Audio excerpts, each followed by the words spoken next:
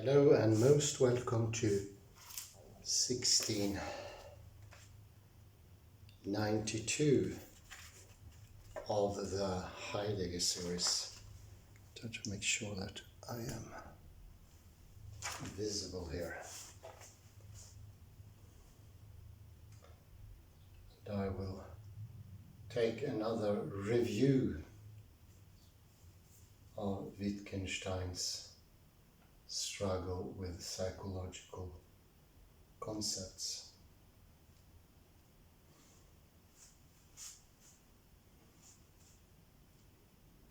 This is from chapter 3.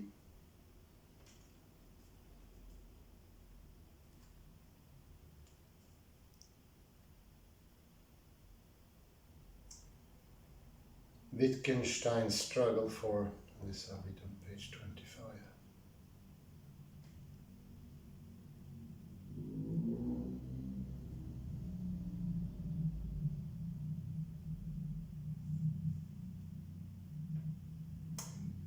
Wittgenstein's struggle for a more systematic approach to resolution of his philosophical problems becomes particularly apparent when he reminds himself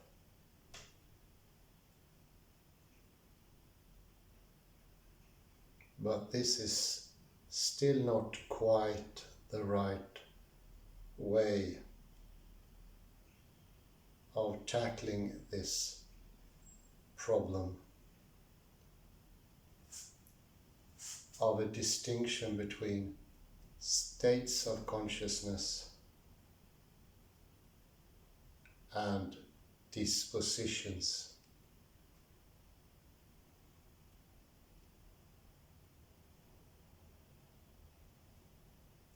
It is as if I wanted to paint an impressionist painting,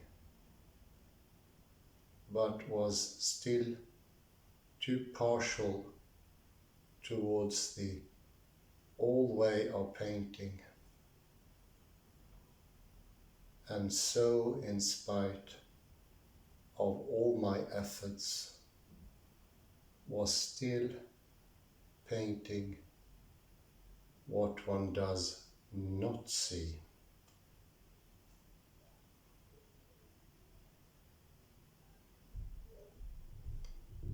I am striving,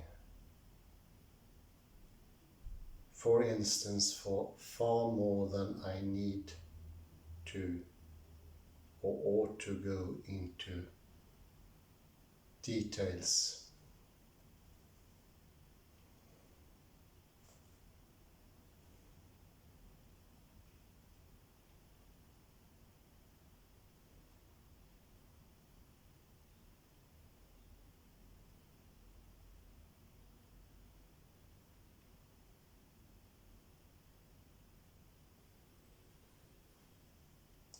A few days later, he begins to work on his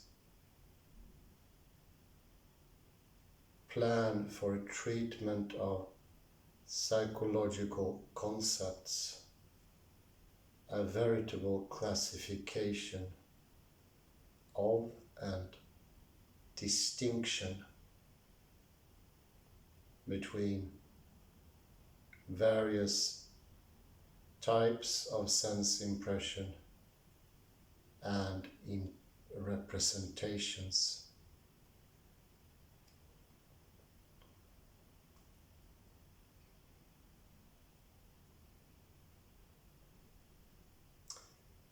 This plan or list is continued on 24:12 by systematic statements about emotions and emotional dispositions and the way they differ from sense impressions.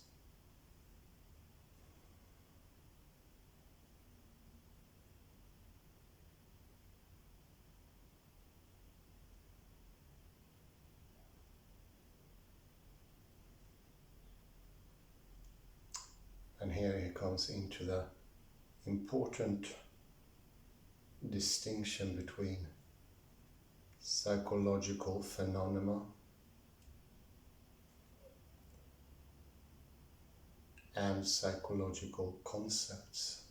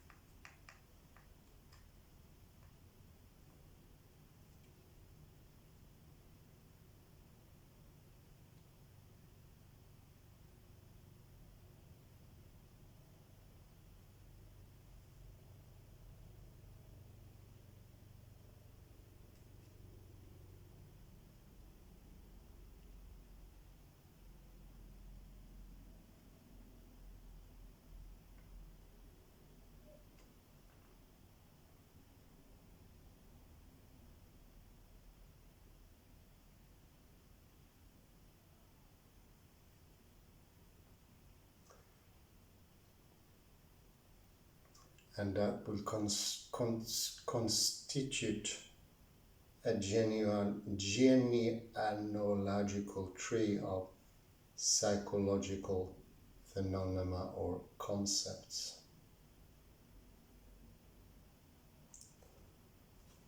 And what Wittgenstein is pointing out is not looking for exactness,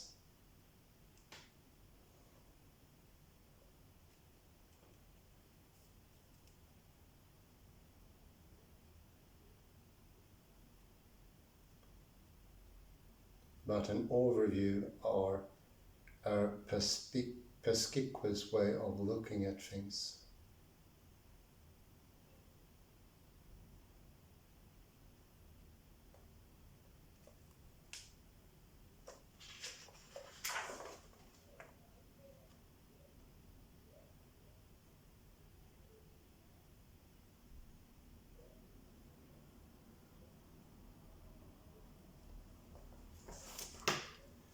And he goes in closer to see that there is a difference in, for instance, duration,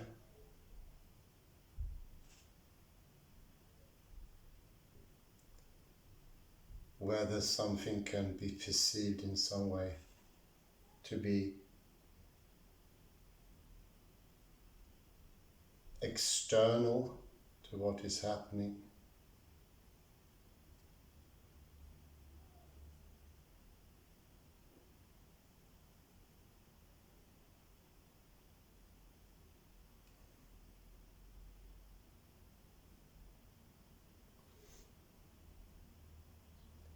and undergoings are more of images. That could be called impressions.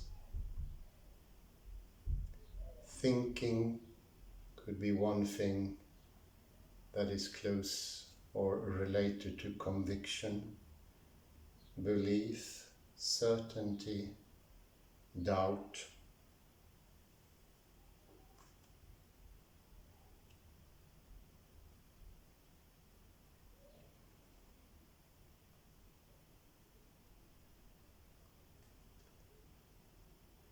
Emotions we can have directed, like surprise, fright, enjoyment, and more general ones, that is sensation, like sadness.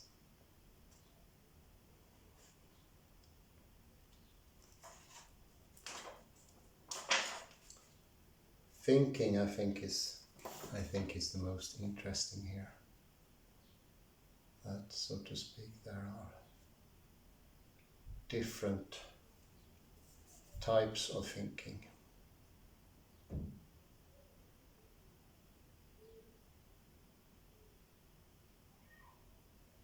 Belief is one, certainty another, and doubt is one.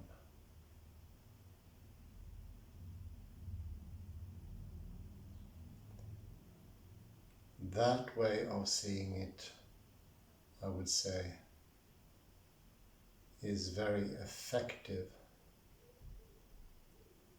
because it greatly casts in doubt, I say, the picture that thinking is an ongoing process.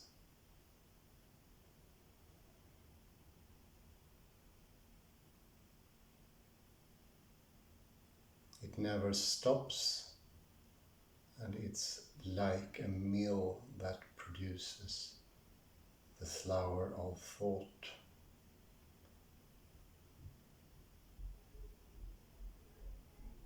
No, better see it as thinking having different concepts, and you can say you have a belief in this or that.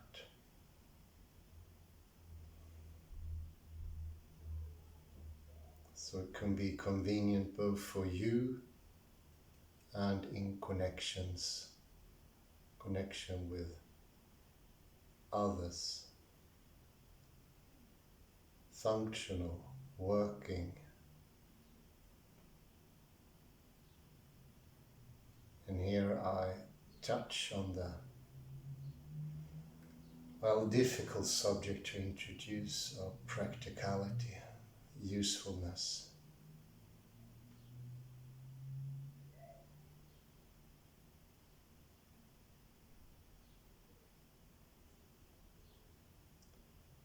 It's a swamp to walk into. It's a definite risk that you end up in a sinkhole.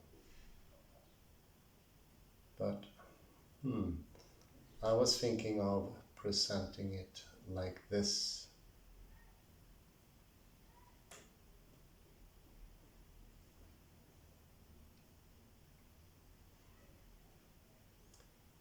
That it's useful to use the term, or it comes in handy to use the term, I have the belief that tomorrow the stock market will raise 2.4 points.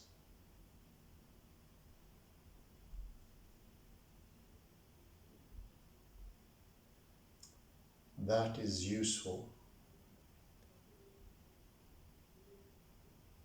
That will be made understood to yourself and also to others. You will have this very important, as I mentioned in 1691, effect of a checkup, something external to know, colliery, to know that you are somewhat, at least, in the right region. So it's not all up in the air.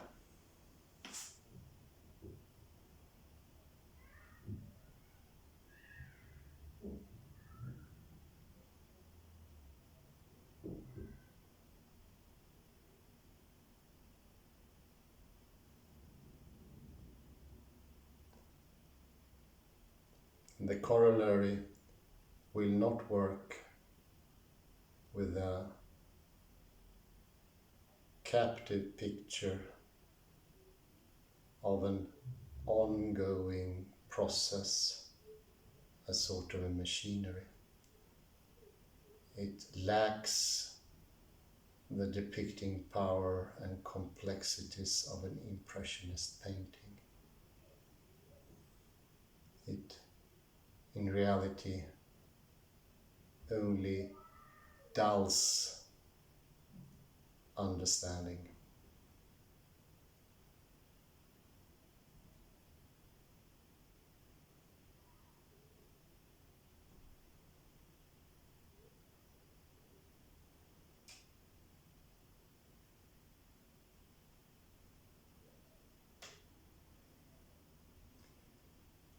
There must be a lot of terms that could be placed under the category of thinking, like intending,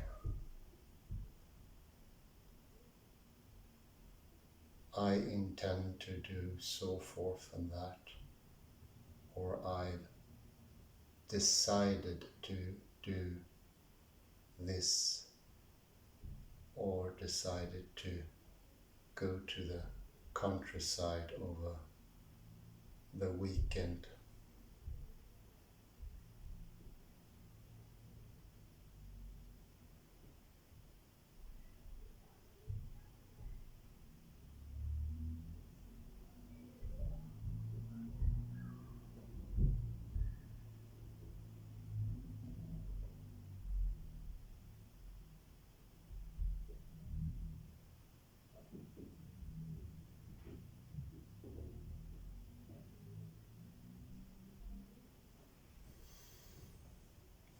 I'm deliberating, it's another one. Slowly making my mind up. I'm feeling my way to what I will do. You also see here neatly action come into the picture here as well.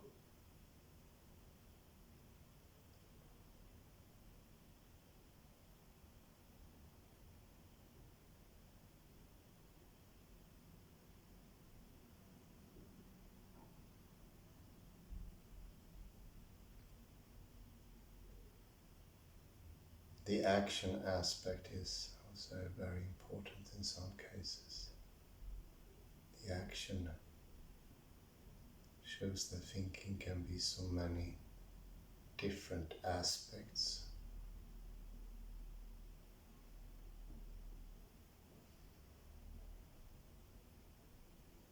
The idea of thinking as just one ongoing process hides and covers all the fine-tuned delicacies that could be available if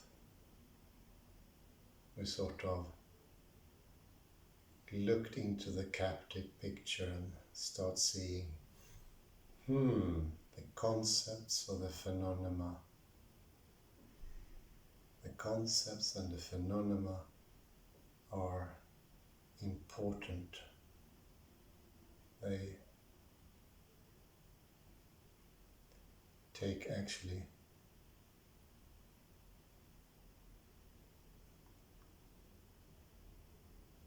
the lead, I would say.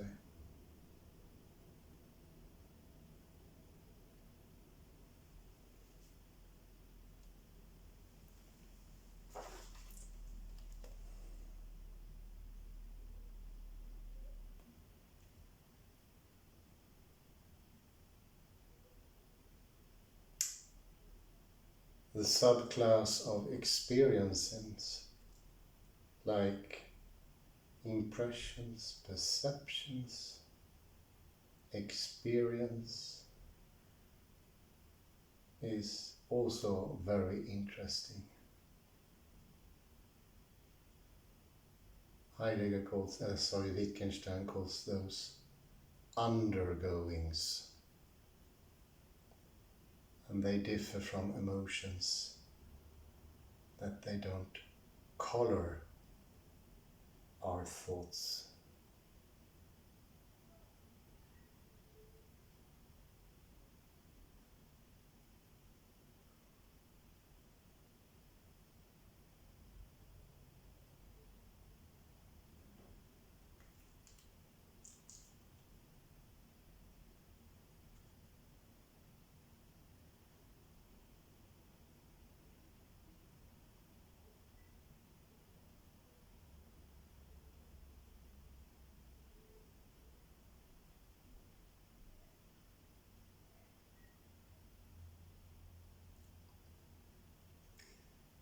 The second subclass of experiences is constituted by the emotions.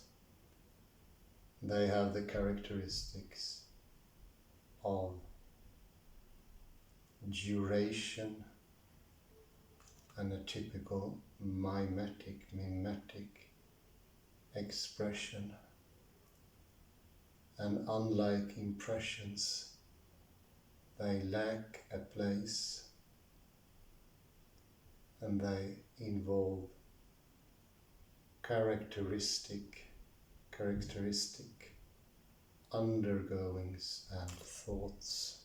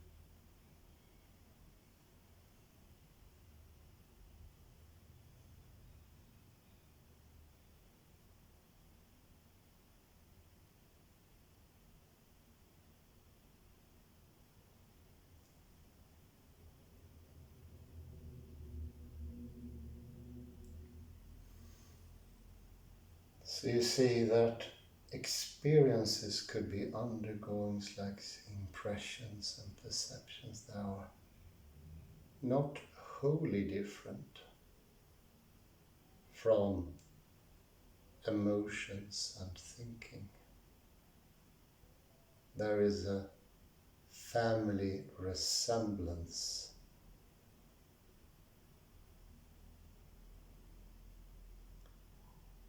But in this context, do be careful and do not confuse family resemblance with close likeness or identity.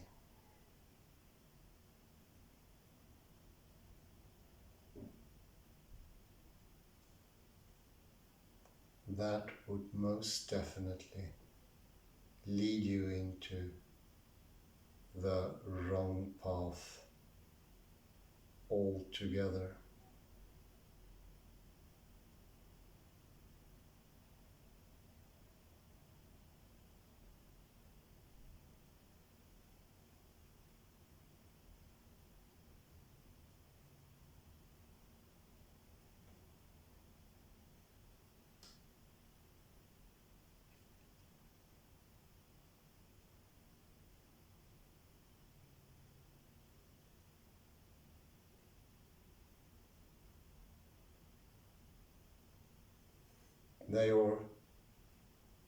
This relation is more that they occur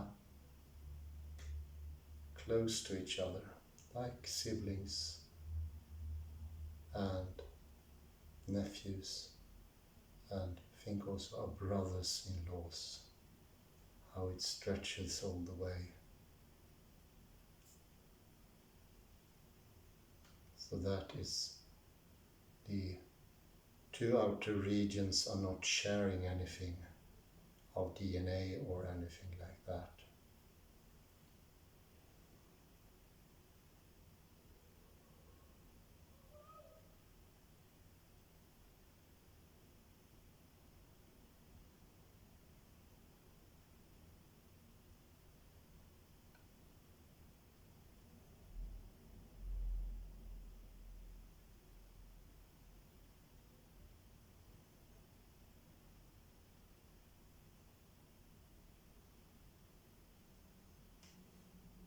course, admittedly, this is a most radical,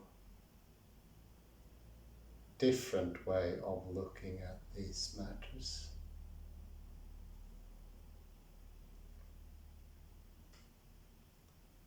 And it doesn't start from the idea of impressions or experiences somehow are coming from an absolute outsideness and to go to the insideness of the inner.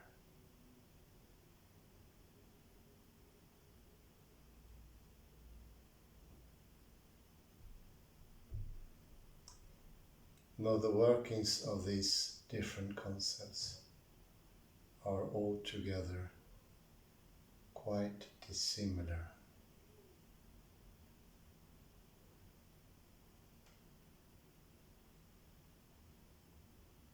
Having little or no connection, some of them at least, and others have some connection, which is also makes it more difficult to understand when it's accurate to say that there is a sameness. I'd say in the beginning completely avoid it to all costs.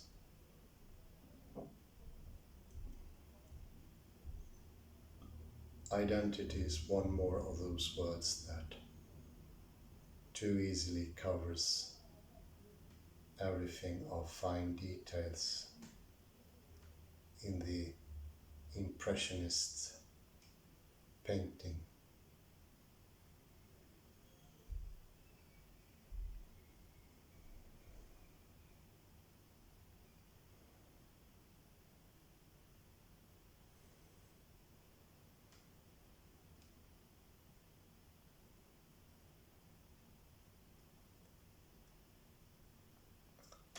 We have, of course, much more expressions than the one I mentioned. And we have this gliding scale between phenomena and concepts. Phenomena are more in the legion of something that just occur and maybe even without a clear connection to a word or a circumstance.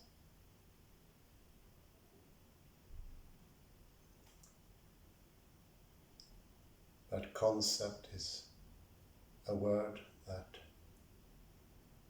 emulates that specific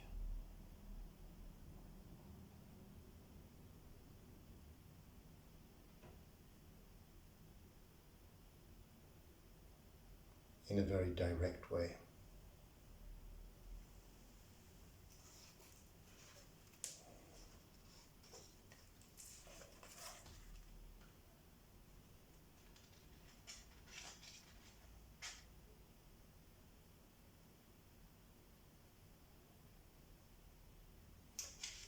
There's another distinction that occurs in the footnote,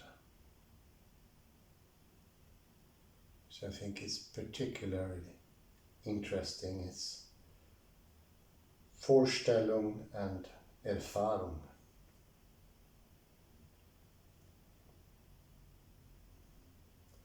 Whereas Vorstellung is said to be voluntary, Erfahrung has more of a passive ring to it.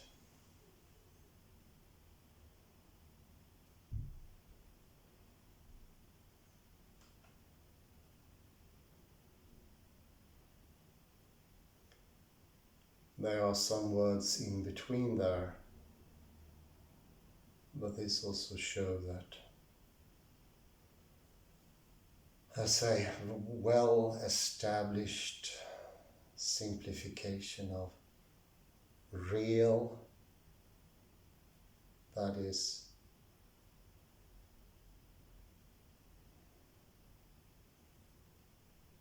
unconnected to me, just out there, with no connection to anything else, an atomic thing.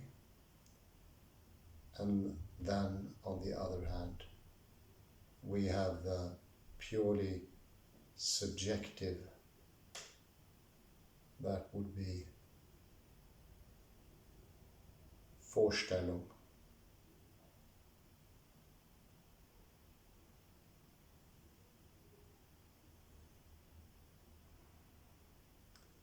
It's rather close to imagine. And imagine, we would usually say, oh, that belongs to the category of non-real. If it weren't the case that you imagine something real.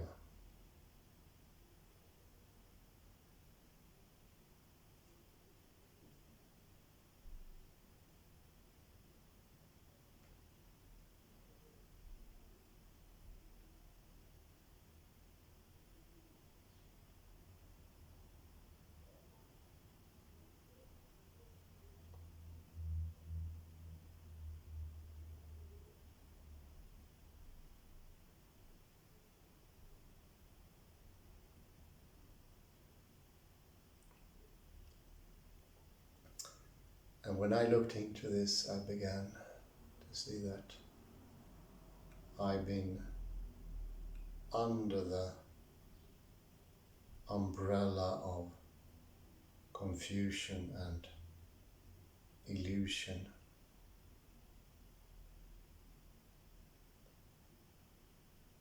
It did not to the same extent make good sense to see Vorstellung and Erfahrung as completely different, on two different limbs or places in this tree of psychological concepts.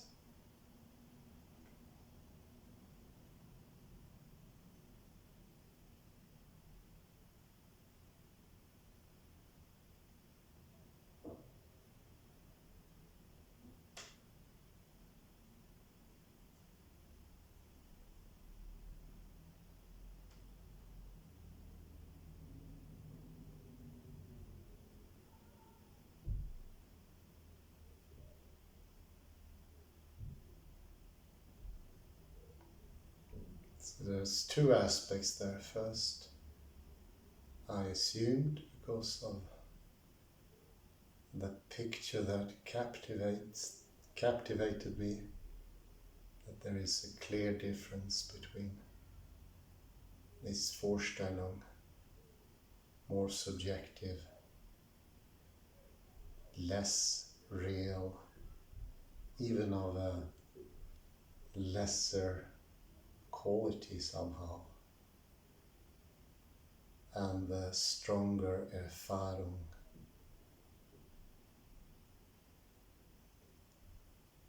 which is more money on the bank, in the bank. Did you really experience that, or did you imagine that to happen?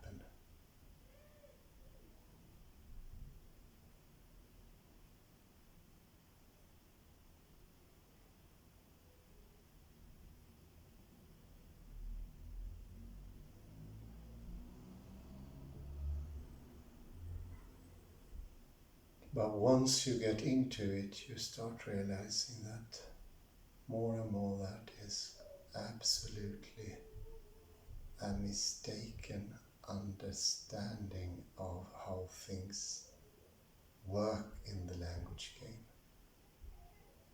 Those absolute differences do not have a role in the language game.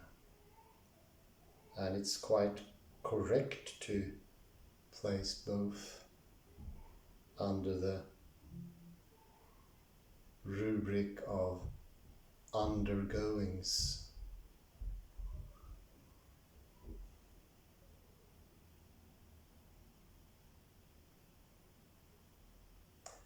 There's also a certain aspect of duration here that should be duly noted and taken into consideration.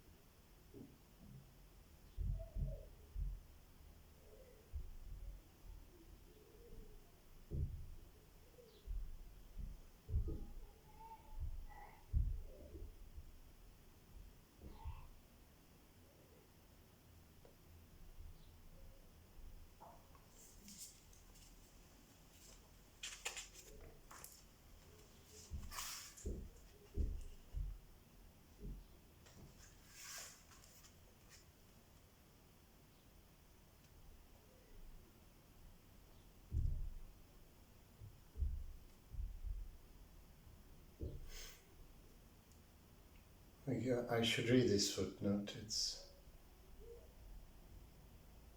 quite important.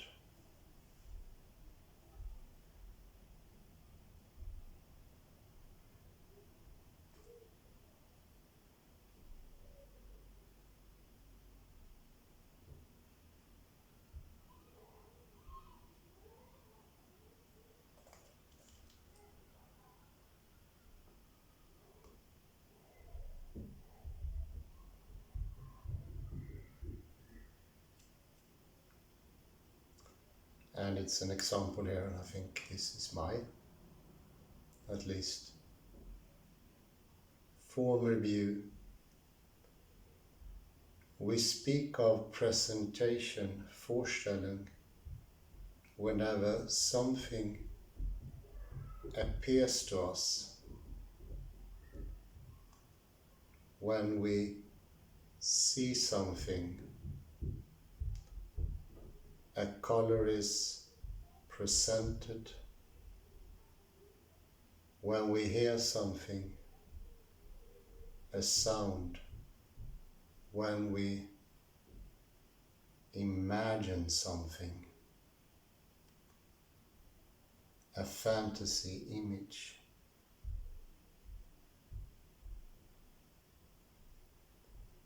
And that is a sort of generality.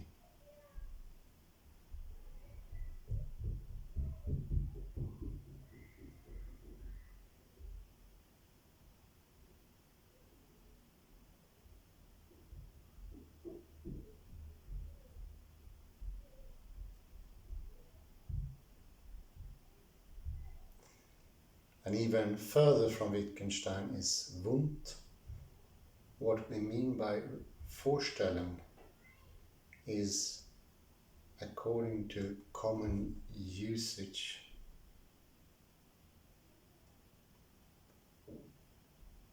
the picture of an object or an event in the external world generated in our consciousness.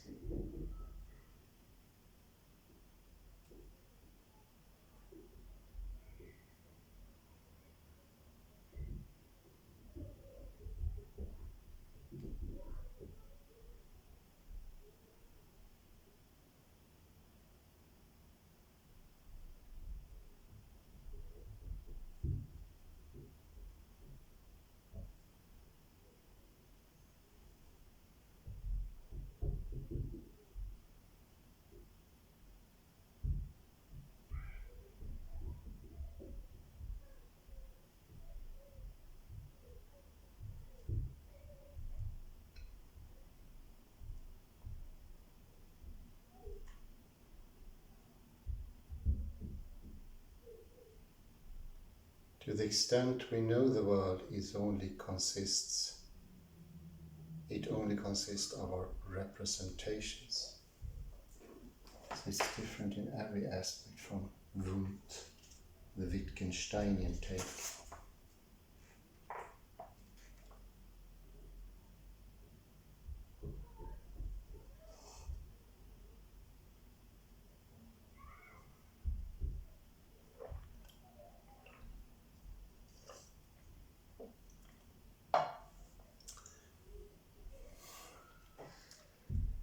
Wittgenstein, as usual, finds the concepts, the word, in their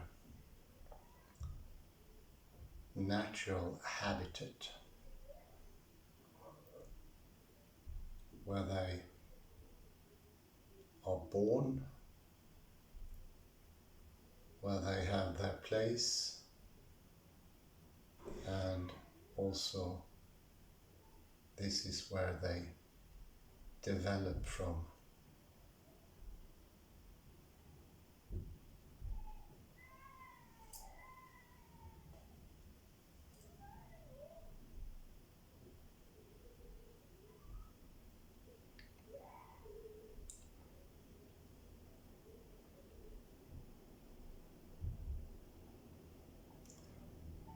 This is one of those things that, for instance, Jacques Derrida has taken a very close look at,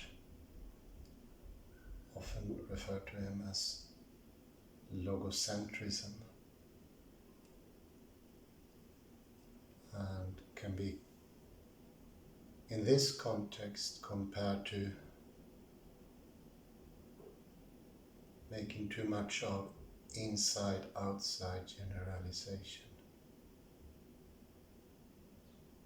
covering up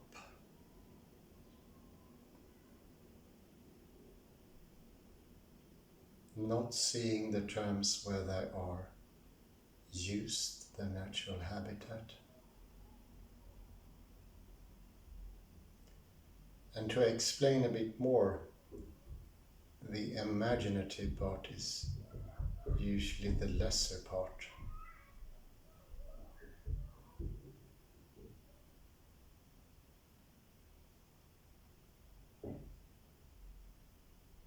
Less real, a supplement that, so to speak, in worst case scenario, only serves as a complement to erfahrung of the real world.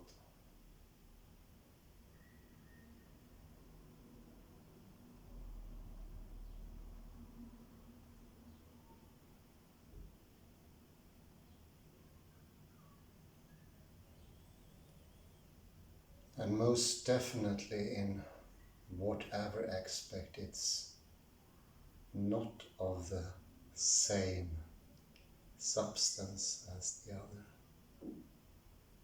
I think some of this muddy thinking can be traced all the way back to antiquity. Remember what I mentioned earlier, the viewpoint that memory was like wax that molded nows into memory engravings.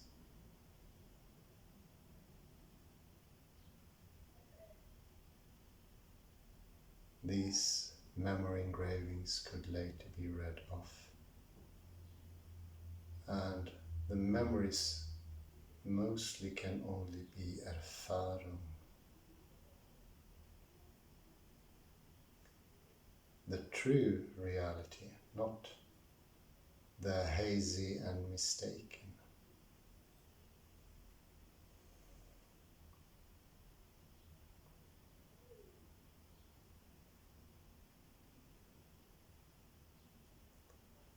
Often to clarify this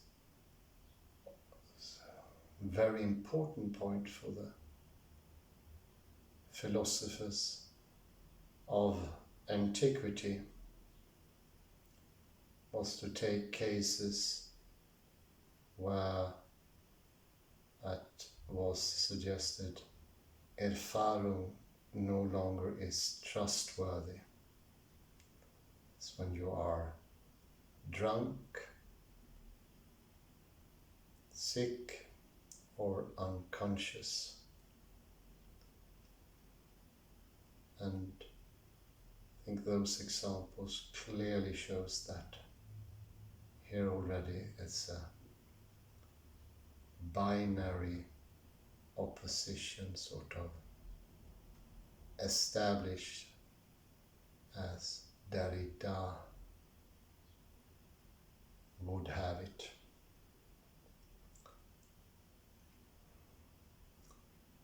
Wittgenstein would rather say a lack of seeing the finer details in the actual use of the words.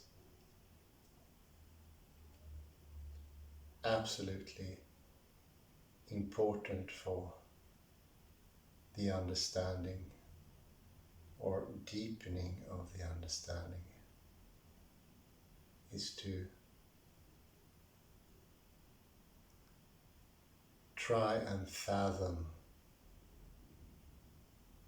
an embodied understanding, how it is actually used.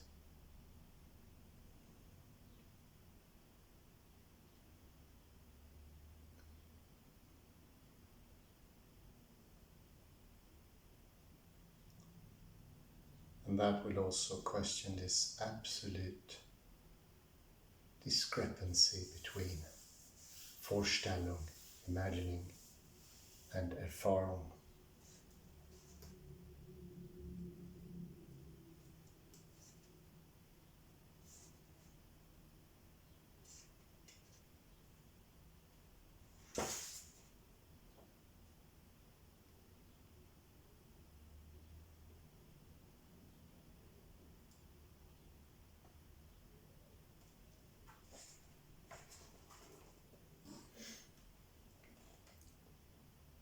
I think this is close to images.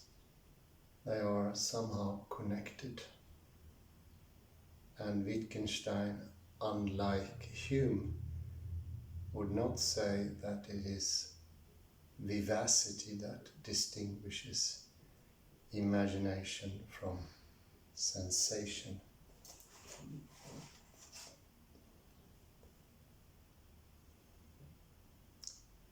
Once more, it is this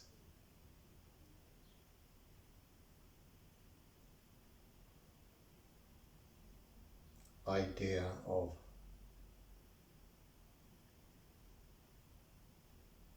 liveliness, realness, muddiness that is more real, and the other one doesn't have the same shine.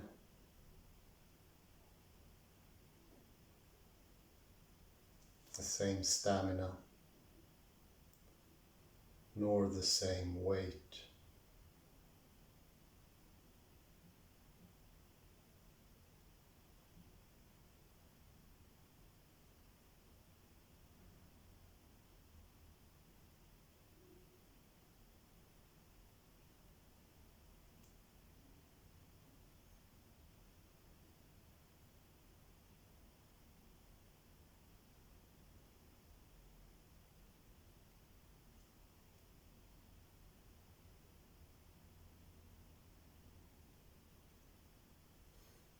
And from where is this? Take the view of Wundt and the Greeks. From where does this lower status of Vorstellung come?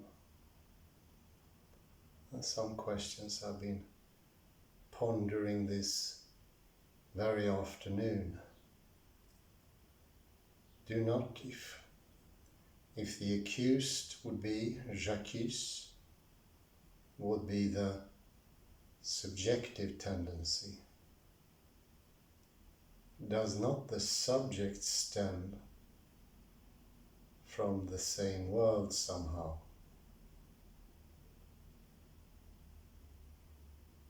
This lower quality of Vorstellung is actually also of the world. It participates in the Sprachspiel, the language game.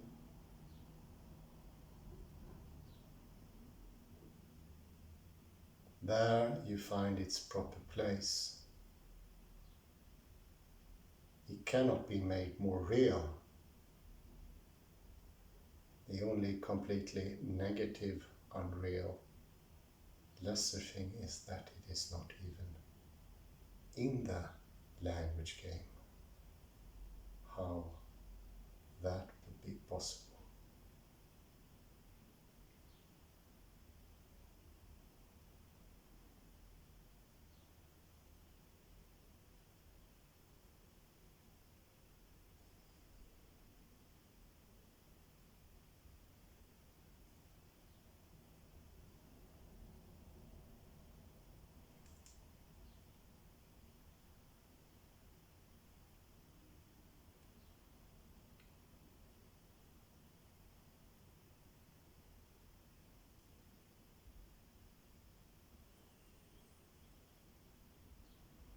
No, it's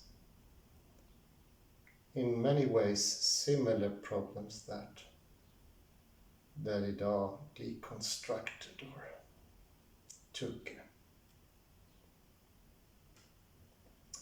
a really close look at.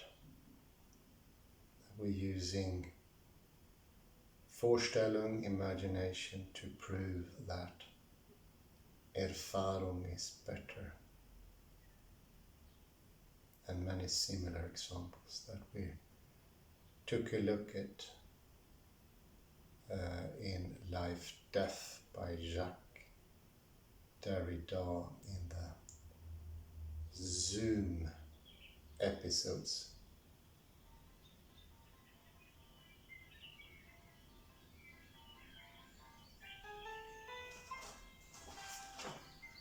Excuse me.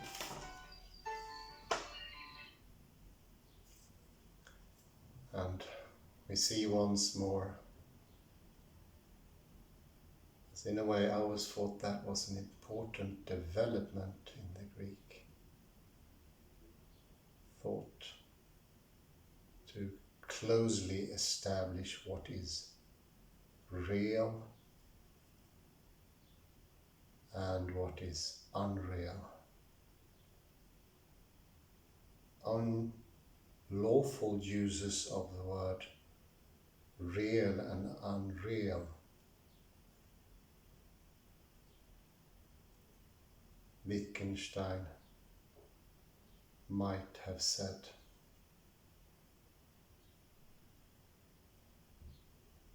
It would most definitely be in his region to say such a thing.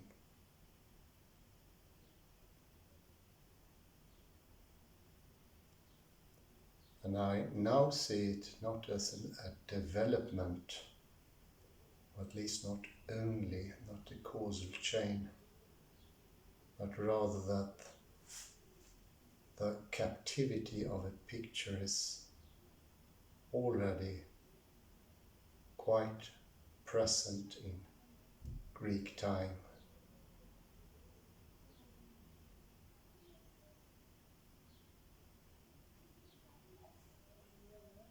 And a sloppy use of that is something that erupts in the constant debates in media about false truths and myths and inaccuracies. It has most definitely come to live its own very influential life, but not influential in the way that it make us do things in a certain way or lead us in a certain direction. No, what it brings to the fore is solely confusion. Nothing more fancy than that, I'm afraid. The establishment and continuation of this confusion is not the same as a causal chain of different steps in the direction of establishing a binary polarity between real and unreal. I think my bet is rather with Wittgenstein here. And explaining it that way as I just did might, at least to some extent, add to the confusion. That such a thing could be established. A sort of lingering on of an idea that the grammar are pre-made rules.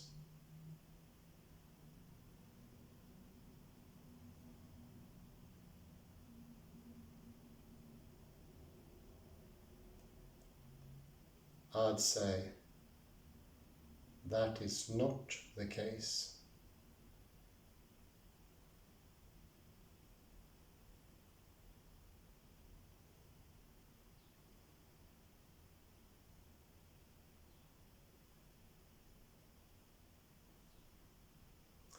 I would say that is most definitely not the case in this circumstance. No, go to the words in, I really like that, Atala, to the words in their natural habitat. There you will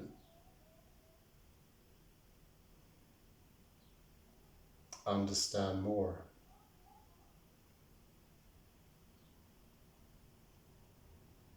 There clarification is possible. Not when you are living or understanding it as a development. That development reifies confusions by itself. Like it would be possible, if you understand my grip, the potential possibility of it being so.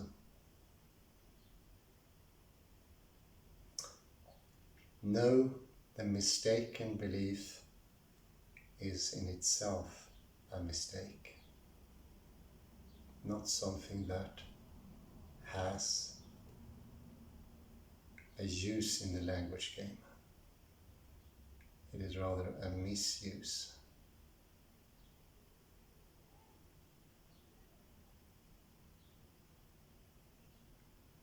A lack of going into how concepts are used. I think I better end there. I say thank you very much and have a pleasant morning, afternoon, night, wherever you are. Thank you very much and bye-bye for now.